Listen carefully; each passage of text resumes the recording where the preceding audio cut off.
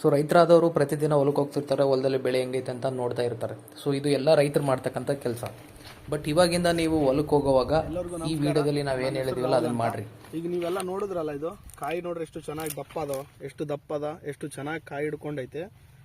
ಇದೇ ಥರ ಏನಪ್ಪ ಅಂತಂದರೆ ನಾವು ಈಗ ಒಂದು ಸರ್ತಿ ನಾವು ಎಲ್ಲ ಗಿಡನ ಅಬ್ಸರ್ವ್ ಮಾಡಿದ್ವಿ. ಇದು US 704 ಅಂತೇಳಿ ಈ ಗಿಡಗಳನ್ನೆಲ್ಲ ಅಬ್ಸರ್ವ್ ಮಾಡಿದ್ವಿ. ಪ್ರತಿ ಗಿಡದಲ್ಲಿ ಎಷ್ಟು ಸ್ಕ್ವಯರ್ಸ್ ಅದಾವ, ಈ ಥರ ಎಷ್ಟು ಸ್ಕ್ವಯರ್ ಅದ, ಪ್ರತಿಯೊಂದು ಪಂಟಿಗೂ ಎಷ್ಟೆಷ್ಟು ಸ್ಕ್ವಯರ್ ಬಂದವ ಅನ್ನೋದನ್ನು. ಮತ್ತು ಇನ್ನೊಂದು ಏನಂತಂದ್ರೆ ಈ ಕೆಳಗಡೆಯಿಂದ ಕಾಯಿ ಸ್ಟಾರ್ಟ್ ಆಗ್ತದೆ ನಮ್ಗೆ ಆಲ್ರೆಡಿ. ಈಗ ಪ್ರತಿಯೊಂದು ಪಂಟಿಗೂ ಎಷ್ಟೆಷ್ಟು ಕಾಯಿ ಇಟ್ಟದ ಅನ್ನೋದನ್ನು ನಾವು ಮೊದಲ ಕೌಂಟ್ ಮಾಡ್ಕೊತ ಹೋಗ್ತೀವಿ, ಎಣಿಸ್ಕೊತೀವಿ. ಎಣಿಸ್ಕೊಂಡ್ಮೇಲೆ ಇನ್ನೊಂದು ಏನಪ್ಪ ಅಂತಂದರೆ ನಾವು ಪ್ರತಿಯೊಂದು ಸಾಲಲ್ಲಿ ಒಂದೊಂದು ಗಿಡನ ಸೆಲೆಕ್ಟ್ ಮಾಡ್ತೀವಿ. ಒಂದು 5 ಗಿಡನೋ ಒಂದು 10 ಗಿಡನೋ ಈ ಥರ ಸೆಲೆಕ್ಟ್ ಮಾಡಿಕೊಂಡು ಪ್ರತಿಯೊಂದು ಪಂಟಿಗೆ ಎಷ್ಟು ಕಾಪು ಇಟ್ಟದ, ಪ್ರತಿಯೊಂದು ಪಂಟಿಗೆ ಎಷ್ಟು ಕಾಯಿ ಬಿಟ್ಟದ ಅದನ್ನೆಲ್ಲ ಕೌಂಟ್ ಮಾಡ್ತೀವಿ. ಈಗ ಏನಂದ್ರೆ 60 ದಿನದ ಬೆಳೆ ಇದು. ಇದ್ರನ್ನ 60 ದಿನ ಬೆಳಿಗ್ಗೆ ಎಷ್ಟು ಕಾಪ್ ಅದ, ಎಷ್ಟು ಕಾಯಿ ಅದ ಅನ್ನೋದನ್ನು ನಾವು ಒಂದು ನೋಟ್ ಮಾಡ್ಕೊಂಡು ಈ ಥರ ಶೀಟ್ ಮಾಡ್ಕೊಂಡಿದ್ವಿ. ಈ ಶೀಟಲ್ಲಿ ಪ್ರತಿ 15 ದಿನಕ್ಕೆ ಒಂದು ಸರ್ತಿ ನಾವು ವಿಸಿಟ್ ಕೊಟ್ಟಾಗ ಇದ್ರದ್ದೆಲ್ಲ ಡೀಟೇಲ್ಸ್ ಎಲ್ಲ ಇದ್ರಾಗ ಬರ್ಕೊತೀವಿ. ಕಾಪ್ ಇರ್ಬೋದು, ಕಾಯಿ ಇರ್ಬೋದು, ಎಲ್ಲನೂ ಬರ್ಕೊಂಡ್ಮೇಲೆ ನೆಕ್ಸ್ಟ್ ಏನು ಮಾಡ್ತೀವಿ ಅಂತಂದರೆ ಒಂದು ಯಾವ ಗಿಡನ ಸೆಲೆಕ್ಟ್ ಮಾಡ್ತೀವಿ. ಸೆಲೆಕ್ಟ್ ಮಾಡಿ ಅಲ್ಲಿ ನಮ್ಗೆ ಗುರುತು ಬೇಕಲ್ಲ, ನೆಕ್ಸ್ಟ್ 15 ದಿನಕ್ಕೆ ಬಂದಾಗ ಮತ್ತೆ ನಾವು ನಿಮ್ಗೆ ತೋರ್ಸಾಕ ಅದಕ್ಕೆ ಈ ರಿಬ್ಬನ್ನ ನಾವು ಅದಕ್ಕೆ ಕಟ್ಟಿ ನೆಕ್ಸ್ಟ್ 15 ದಿನ ಆಗಿದ್ಮೇಲೆ ಅದಕ್ಕೆ ಏನು ಅದ ಪೊಸಿಷನ್ ಅದ್ರದ್ದು, ಗಿಡ ಏನು ಜಾಸ್ತಿ ಬಿಟ್ಟದ, ಏನು ಉದುರೋಗೈತೆ ಅದ್ರ ಬಗ್ಗೆ ಡೀಟೇಲ್ಸ್ ಕೊಡ್ತೀವಿ. ನೆಕ್ಸ್ಟ್ 15 ದಿನಕ್ಕೆ ಮತ್ತೊಂದು ವೀಡಿಯೋನು ಮಾಡ್ತೀವಿ. ಪ್ರೆಸೆಂಟ್ ಏನಂದ್ರೆ ಅದನ್ನು ಗಿಡನ ಗುರುತಿಸಕ್ಕೆ ಹೋಗ್ತಿದ್ದೀವಿ ರಿಬ್ಬನ್ ಕಟ್ಟಕ್ಕೆ. ಇದು ರಿಬ್ಬನ್ ಒಂದ್ಸಲ ಕಟ್ಟೋಣ ಬರ್ರಿ. ಈ 5 ಸಾಲ್ ಒಳಗೆ ನಾವು ಈ ಗಿಡನ ಸೆಲೆಕ್ಟ್ ಮಾಡ್ಕೊಂಡಿವಿ. ಈ ಗಿಡನ ಸೆಲೆಕ್ಟ್ ಮಾಡ್ಕೊಂಡು ಗುರುತಿಗೋಸ್ಕರ ಈ ರಿಬ್ಬನ್ನ ಕಟ್ಟತ್ತೀವಿ. ಕಟ್ಟಿಬಿಡೋಣ ರಿಬ್ಬನ್. ಯಾಕಂದರೆ ನಮ್ಗೆ ಮತ್ತೊಂದು ಸರ್ತಿ ಬಂದಾಗ ಗೊತ್ತಾಗಬೇಕಲ್ಲ ನಾವು ಯಾವ ಗಿಡನ ನಿಮ್ಗೆ ತೋರಿಸಿದ್ವಿ, ನಮ್ಗೆ ಕನ್ಫ್ಯೂಸ್ ಆಗಬಾರ್ದು ಅನ್ನೋದಕ್ಕೆ ಈ ರಿಬ್ಬನ್ನ ಕಟ್ತಿದ್ದೀವಿ ಈ ಥರ.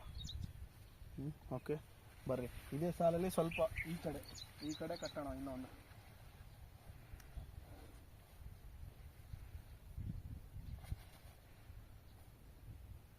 ಈ ಗಿಡ ಕಟ್ತಿದ್ವಿ.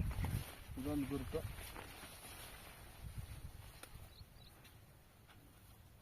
ಅಬ್ಸರ್ವ್ ಮಾಡ್ಬೋದು, ಇದೆಲ್ಲ ಪೂರ 704 ಹಾಕಿರೋದು. US agri seed work international private limited company ಹೆಸರು. ನಂತರ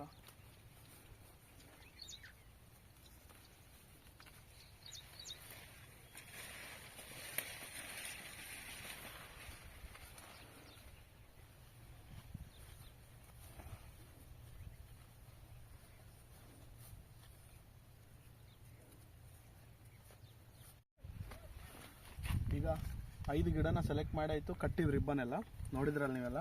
ಈಗೇನಪ್ಪ ಅಂತಂದರೆ ಈ ಗಿಡದ್ದು ಸ್ಕ್ವಯರ್ ಅಂದರೆ ಫಲ ಅಥವಾ ಕಾಪ ಅಂತ ನಾವು ಹೇಳ್ತೀವಲ್ಲ ಅದನ್ನು ಕೌಂಟ್ ಮಾಡೋಣ ಎಷ್ಟದಾವ ಅಂತೇಳಿ. 1 2 3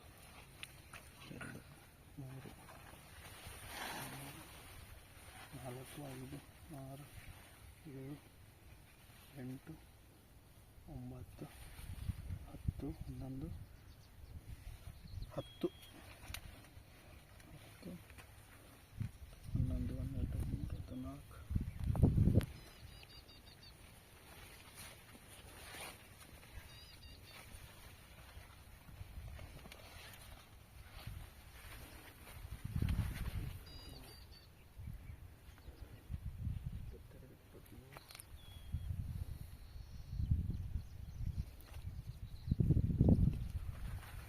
14 ಇದರಲ್ಲಿ ಒಟ್ಟು ಸ್ಕ್ವಯರ್ ಬಂದ್ಬಿಟ್ಟು ಏನಪ್ಪ ಅಂದರೆ 45 ಅದಾವ. 45 ಸ್ಕ್ವಯರ್ ಅದಾವ. ನಾವು ಅದು ಶೀಟ್ ಒಳಗೆ ಬರಿತೀವಿ. ನೆಕ್ಸ್ಟು ಕಾಯಿನ ಕೌಂಟ್ ಮಾಡೋವಂತ. ಇದು 45 ಬರ್ಕೊಳ್ಳೋಣ ಫಸ್ಟು.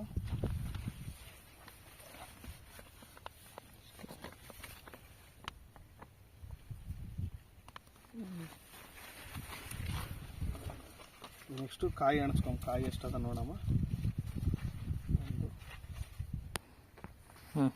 ಇದರಲ್ಲಿ ಕಾಯಿಗಳ ಸಂಖ್ಯೆ ಬಂದು 10 ಕಾಯಿ ಅದಾವ. ಈಗ ಪ್ರೆಸೆಂಟು 10 ಕಾಯಿ 10 ಕಾಯಿ ಅಂತ ಬರ್ಕೊತೀರಿ. Bowls number of bowls 10.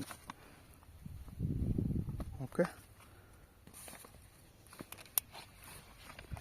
ಇದೇ ರೀತಿ ಉಳಿದ ರಿಬ್ಬನ್ ಏನು ಕಟ್ಟಿವಲ್ಲ ಅಂತ ಎಲ್ಲ ಗಿಡಗಳದಾಗ ಎಣಿಸ್ತೀವಿ. ಎಷ್ಟೆಷ್ಟು ಬಾಲ್ಸ್ ಅದಾವೆ, ಎಷ್ಟೆಷ್ಟು ಸ್ಕ್ವಯರ್ ಅದಾವೆ ಎಲ್ಸಿ ಎಲ್ಲನೂ ಈ ಶೀಟ್ ಒಳಗೆ ಬರಿತೀವಿ. ಮತ್ತು ಮುಂದಿನ ಅಪ್ಡೇಟ್ ಒಳಗೆ ಏನದಪ್ಪ ಅಂತಂದರೆ ಇನ್ನು 15 ದಿನ ಆಗಿದ್ಮೇಲೆ ನೆಕ್ಸ್ಟ್ ಮತ್ತೆ ಎಷ್ಟು ಕಾಯಿ ಇರುತ್ತೆ, ಎಷ್ಟು ಕಾಯಿ ಇರುತ್ತೆ ಅದನ್ನು ಮತ್ತೆ ಸೇಮ್ ಇದೇ ಥರ ಮಾಡಿ ನಿಮ್ಗೆ ಅಪ್ಡೇಟ್ ಕೊಡ್ತಾ ಹೋಗ್ತೀನಿ. ಇನ್ನು ಬೇರೆ ಇನ್ನು ನಾವು ಸೆಲೆಕ್ಟ್ ಮಾಡಿರ್ತಕ್ಕಂಥ ಇನ್ನೂ 5 ಗಿಡದೊಳಗೆ ಈ 1 ಗಿಡ ಕಂಪ್ಲೀಟ್ ಆಯಿತು. ಅದರೊಳಗೆಲ್ಲ ಎಷ್ಟೆಷ್ಟು ಕಾಯರ್ ಇದೆ, ಎಷ್ಟೆಷ್ಟು ಬೌಲ್ಸ್ ಅದಾವ ಅಂತೆಲ್ಲ ಕೌಂಟ್ ಮಾಡಿ ಇದರೊಳಗೆಲ್ಲ ಬರ್ಕೊಂಡು ನಿಮ್ಗೆ ಮತ್ತೆ ಡೀಟೇಲ್ ಆಗಿ ಮತ್ತೊಂದು ತಿಳಿಸ್ತೀನಿ. ಹಂಗೆ 15, 16, 17, 41, 42, 43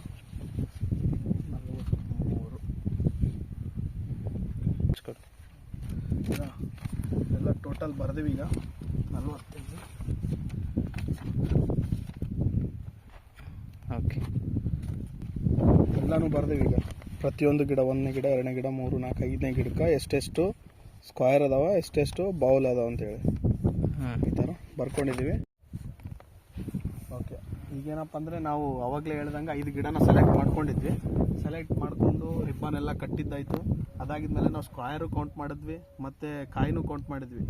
ಫಲ ಮತ್ತು ಕಾಯಿ ಎರಡು ಕೌಂಟ್ ಮಾಡಿ ಮತ್ತು ಈ ಏನು ಹೇಳಿದ್ವಲ್ಲ ಈ ಶೀಟ್ ಒಳಗೆಲ್ಲ ಬರ್ಕೊಂಡಿದ್ದೀವಿ. ಇಲ್ಲಿ ನೋಡ್ಬೋದು ಪ್ರತಿಯೊಂದು ಗಿಡದೊಳಗೂ ಎಷ್ಟೆಷ್ಟು ಕಾಯಿ ಅದಾವ ಮತ್ತು ಎಷ್ಟೆಷ್ಟು ಫಲ ಅದಾವ, ಎಷ್ಟೆಷ್ಟು ಕಾಯಿ ಅದಾವ ಅನ್ನೋದನ್ನು ಬರ್ಕೊಂಡು ಅದನ್ನು ಆ್ಯಾವ್ರೇಜ್ ಆಗಿ ಮಾಡ್ಕೊಂಡಿದ್ದೀವಿ. ಈಗ ಸ್ಕ್ವೇರ್ ಆ್ಯಾವ್ರೇಜ್ ಬಂದ್ಬಿಟ್ಟು 39.8.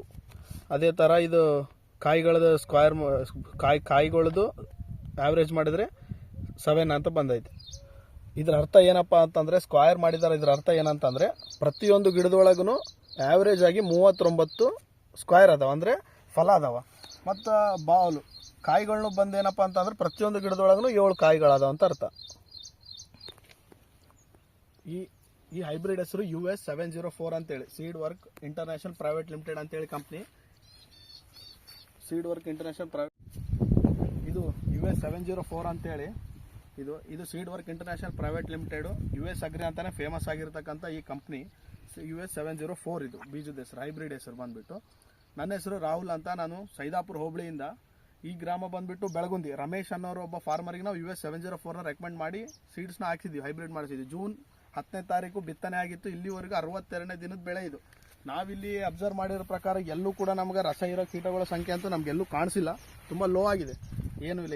ಎಲ್ಲೂ ಕೂಡ ಅಷ್ಟೊಂದು ಅಬ್ಸರ್ವ್ ಮಾಡಿ ಕಂಡಿಲ್ಲ. ಮತ್ತು ಪಿಂಕ್ ಬೌಲಮ್ನು ಎಲ್ಲೂ ಕಂಡಿಲ್ಲ, ರೋಗ ಕಡಿಮೆ. ಆಲ್ರೆಡಿ ಸ್ಪ್ರೇ ಮಾಡ್ಯಾನ ರೈತ, ಗೊಬ್ಬರನೂ ಇಟ್ಟಾನ. ಎಷ್ಟು ಚೆನ್ನಾಗಿದೆ ನೋಡ್ರಿ, ಎಲ್ಲ ಹೆಲ್ದಿ ಆಗಿದೆ ಗಿಡಗಳೆಲ್ಲ.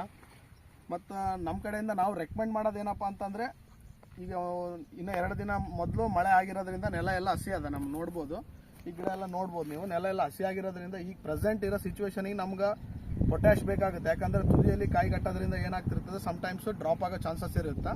ಮತ್ತು ಕಾಯಿ ದಪ್ಪ ಹಿಡಿಬೇಕಂತಂದ್ರೆ ನಾವು ಪೊಟ್ಯಾಶ್ ಬೇಕು, ಅದ್ರ ಜೊತೆ ಕ್ಯಾಲ್ಸಿಯಮ್ಮು, ಬೋರಾನು ಇದೆಲ್ಲ ಕೊಡಬೇಕು. ಹಾಗಾಗಿ ನಾವು 10, 26 ಅದ್ರ ಜೊತೆ ಸೆಟ್ರೈಟ್ನ ನಾವು ರೆಕಮೆಂಡ್ ಮಾಡಿದ್ದೀವಿ. ಮತ್ತು ಮುಂದಿನ 15 ದಿನ ಆಗಿದ್ಮೇಲೆ ನಾವು ಮತ್ತೊಂದು ಸಲ ಈ ಫೀಲ್ಡಿಗೆ ವಿಸಿಟ್ ಮಾಡ್ತೀವಿ. ವಿಸಿಟ್ ಮಾಡಿದಾಗ ನೋಡೋಣ ಹೆಂಗಿರುತ್ತೆ. ಆವಾಗ ಸ್ಕ್ವೇರ್ ಸಂಖ್ಯೆ ಇರ್ಬೋದು, ಬಾಲ್ಸ್ ಇರ್ಬೋದು, ಪೆಸ್ಟಿಸೈಡ್ ಇರ್ಬೋದು, ಎಲ್ಲನೂ ನಿಮ್ಗೆ ಹೇಳ್ತಾ ಹೋಗ್ತೀವಿ. ಈ ಥರ ನಾವು ಶೀಟ್ನ ರೆಡಿ ಮಾಡ್ಕೊಂಡಿದ್ದೀವಿ, ನೋಡ್ಬೋದು. ಓಕೆನಾ? ಮತ್ತೆ ಮುಂದಿನ ವೀಡಿಯೋದಲ್ಲಿ ಸಿಗ್ತೀನಿ.